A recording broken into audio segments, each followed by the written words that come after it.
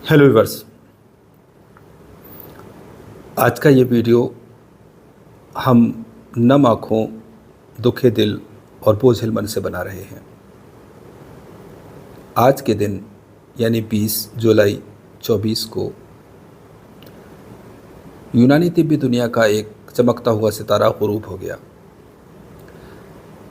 Doctor Shahid Badr Falahi, जो आज़मगढ़ उत्तर प्रदेश के एक कस्बे में रहते थे, उनका इंतकाल हो गया। इन्ना लिल्लाहि व इन्ना इलैहि राजिऊन। अल्लाह ताला उनको जन्नतुल फिरदौस में आला मुकाम अता फरमाए, आमीन। एक अच्छी शख्सियत के मालिक थे, एक काबिल हकीम थे, एक तजर्बाकार हकीम थे, बुर्दबार थे, साबिर थे। बहुत सारे न्यू जनरेशन उनसे सीखती थी और उनकी ख़ास बात ये थी कि वो अपने इल्म को सबके साथ शेयर करते थे और उसके बदले में कुछ नहीं मांगते थे। 25 फरवरी 24 इसी साल वो मुझसे मिलने मेरे घर आए और आते ही सबसे पहला जुमला उन्होंने जो कहा वो ये कि डॉक्टर साहब, मुझे आपसे मिलने का इतना इश्तियाक़ था कि मैं ये रात भर का सऊक़ भरा सफ़र तय करके आया हूँ। और सच तो यह है कि मैं भी मुश्ताक़ था उनसे मुलाक़ात का, क्योंकि फ़ोन पे जो बातें हुई थी या उनके जो मैं आर्टिकल्स पढ़ा करता था उन सब से मैं मुतासिर था, मैं बहुत अप्रिशिएट करता था। और वो तमाम अपने जो भी आर्टिकल्स थे ग्रुप्स में भी शेयर किया करते थे, लेकिन मुझे पर्सनल पे भी डाला करते थे और मैं अपने लेवल पे उनकी हौसला अफजाई तहसीन किया करता था। वो बहुत खुश रहते थे मुझसे। उम्र में मुझसे छोटे थे, अभी उम्र ही क्या थी उनकी, ऑलमोस्ट 59 ईयर्स ओनली। वो जब मेरे पास सुबह जल्दी आए तो सुबह से लेकर के और रात तक हमने दिन भर बातें की, बहुत सारी बातें की, तिब्बी दुनिया की बातें की, अपने तजर्बात शेयर किए, अपने नुस्ख़ात पे बातें की, मुस्तक़बिल में यूनानी के फ़रोग़ के लिए बातें की। और ये तय हुआ कि हम हर 6 महीने पे मिला करेंगे, कोई एक सेमिनार जैसा रखेंगे या मुलाक़ात, आपसी मुलाक़ात ही रखेंगे। उनका एक नज़रिया साफ़ था कि शुरुआत में हम दोनों ही मिलेंगे और जो कुछ होगा बातें करेंगे, फिर धीरे धीरे बढ़ाएंगे। लेकिन अल्लाह को ऐसा मंजूर नहीं था। आज शायद सिर्फ 5 महीने में भी 5 दिन बाकी हैं और वो इस दुनिया से रुखसत हो गए, इस दार फ़ानी से कूच कर गए। आज का दिन तिब्बी दुनिया के लिए बड़े अफसोस का दिन है, बड़े नुकसान का दिन है। तिब्बी दुनिया को एक बड़ा नुकसान हुआ है। एक ऐसा चमकता हुआ सितारा जो तिब्बी दुनिया के गलियारों को रोशन कर रहा था, गुम हो गया।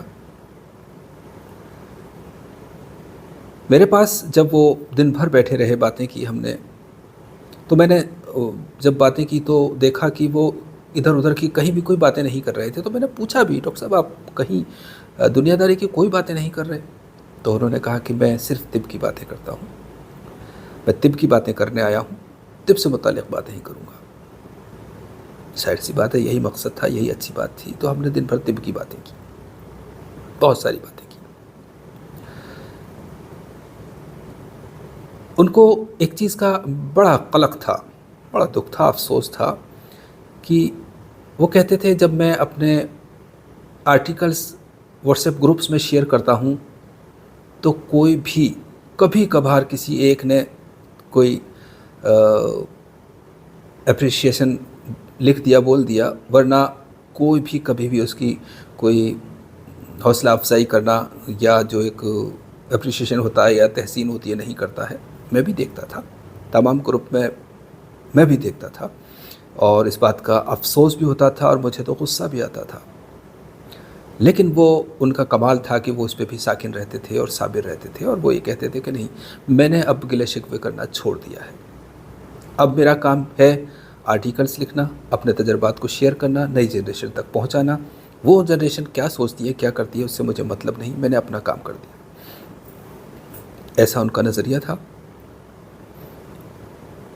लेकिन मैंने बार बार कहा कि मुझे इस बात का बहुत अफसोस है कि हमारी जनरेशन इसको सर आँखों पे लेना चाहिए, लेकिन ऐसा नहीं कर रही है।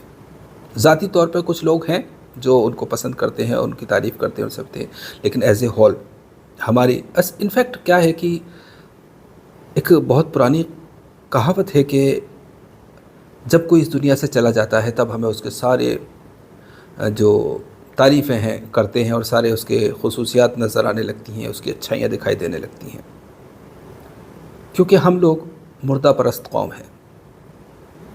हम लोग मुर्दा परस्त कौम हैं।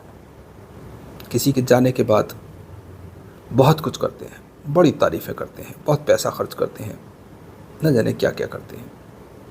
मिर्ज़ा गालिब ज़िंदगी में कुछ भी रहे हों, आज करोड़ों रुपए की उनकी एकेडमी है और उस पर करोड़ों रुपए साल का सरकार अदा करती है। ऐसे ही बहुत कुछ बहुत जगह होता है।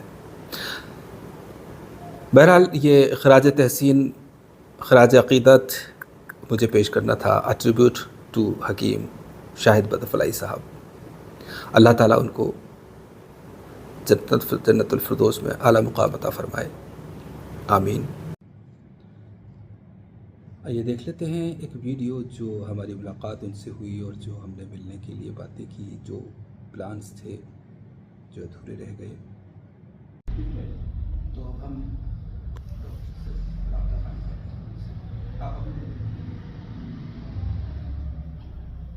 कम से कम जो है ना, इस मिलना जुलना रहे। कोई बहुत बड़ा एजेंडा हो, बहुत बड़े पैमाने पे ही कोई चीज़ हो, ऐसा नहीं है।